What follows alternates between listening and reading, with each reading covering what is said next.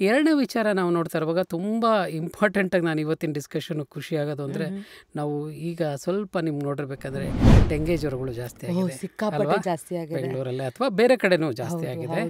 ಅದೇನಾಗುತ್ತೆ, ಒಂದು ಸೀಸನಲ್ಲಿ ಸ್ವಲ್ಪ ಡಾರ್ಮೆಂಟ್ ಆಗಿರುತ್ತೆ, ಇನ್ನೊಂದು ಸೀಸನಲ್ಲಿ ಸ್ವಲ್ಪ ಜಾಸ್ತಿ ಆಗುತ್ತೆ. ನಿಮ್ಗೆ ಗೊತ್ತು, ಅದು ಬೆಳಗಿನ ಕಾಲದಲ್ಲಿ ಇರೋ ಸೊಳ್ಳೆ ಕಚ್ಚೋದು ಅದಕ್ಕೆ. ಬಟ್ ಏನಂದರೆ ನಾವು ಈ ಡೆಂಗೆ ಜ್ವರದ ಲಕ್ಷಣಗಳನ್ನ ಅರ್ಥ ಮಾಡ್ಕೋಬೇಕು ಅಲ್ವಾ? ನಿಜ ನಿಜ. ಪ್ರತಿ ಈಗ ವೈರಲ್ ಫೀವರಲ್ಲೂ ಜ್ವರ ಬರುತ್ತೆ, ಡೆಂಗಲ್ಲೂ ಜ್ವರ ಬರುತ್ತೆ, ಟೈಫಾಯ್ಡಲ್ಲೂ ಜ್ವರ ಬರುತ್ತೆ, ಎಲ್ಲದರಲ್ಲೂ ಜ್ವರ ಬರುತ್ತೆ. ಆದರೆ ನಾವು ತಿಳ್ಕೊಬೇಕಾರೋದು ಯಾವುದೇ ಜ್ವರ ಬಂದರೂ ನಾವು ಸ್ವಲ್ಪ ಸೂಕ್ಷ್ಮವಾಗಿರ್ಬೇಕು. ಅಬ್ಸರ್ವೇಷನ್ ಭಾಳ ಇಂಪಾರ್ಟೆಂಟ್.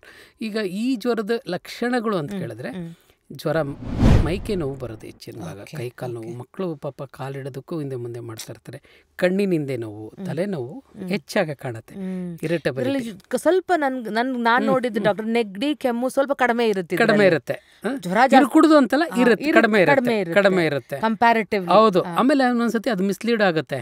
ಏನಾಗುತ್ತೆ, ಈ ಚಿಹ್ನೆಗಳ ಜೊತೆ ನೆಗಡಿ ಕೆಮ್ಮು ಇದ್ರೆ ಬಿಡು ನೆಗಡಿ ಕೆಮ್ಮು ಅನ್ಕೊಂಡು ಡೆಂಗು ಅಂತ ಅನ್ಕೊಳ್ಳಲ್ಲ. ನಮ್ಮನೇಲಿ ರೀಸೆಂಟ್ ಆಗಿ ಒಂದು ಅಫ್ಕೋರ್ಸ್ ದೊಡ್ಡ ಹುಡುಗನೇ, ನನ್ನ ತಮ್ಮನ ಮಗನ್ 24 years, ಅವನಿಗೂ ಡೆಂಗಿ ಆಗೋಗಿತ್ತು. ಅವ್ರಿಗೆ ಹೇಳ್ಕೋತಾರೆ, ನೋಡ್ತಿರ್ಬೋದು, ಮಾಡ್ಬೋದು. ಸಣ್ಣ ಮಕ್ಳಲ್ಲಿ ನೀವು ಹೇಳ್ದಾಗೆ ಸಿಕ್ಕಾಪಟ್ಟೆ ಕಷ್ಟ.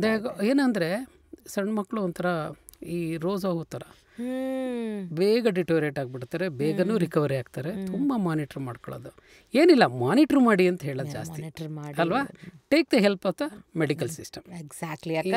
ಬ್ಲಡ್ ಟೆಸ್ಟ್ ಮಾಡಿಸಿ ಅದೇನು ತಾವೇ ಮಾಡಿಸ್ಕೊಂಡ್ ಬರಬೇಡಿ, ಅವ್ರಿಗೆ ನೋಡಬೇಡಿ. ಫಸ್ಟ್ ಹೇಳಿ ಡಾಕ್ಟರ್, ದಯವಿಟ್ಟು ಗೂಗಲ್ ಡಾಕ್ಟರ್ ನಾವಾಗದ್ ಬೇಡ, ಡಾಕ್ಟರ್ಸ್ ಇದ್ದಾರೆ. ಹೌದು, ನೀವು ಡಾಕ್ಟರ್ ಹತ್ರ ಹೋಗ್ಬೇಕಾದ್ರೆ ಎಲ್ಲ ಬರ್ಕೊಂಡು ಹೋಗಿ, ನಿಮ್ಗೆಲ್ಲ ಹಕ್ಕುಗಳಿದೆ ಕೇಳಕ್ಕೆ, ಕೇಳಿಸ್ಕೊಂಡು ಹೋಗಿ ಬರ್ಕೊಂಬಂದು ಕೇಳಿ.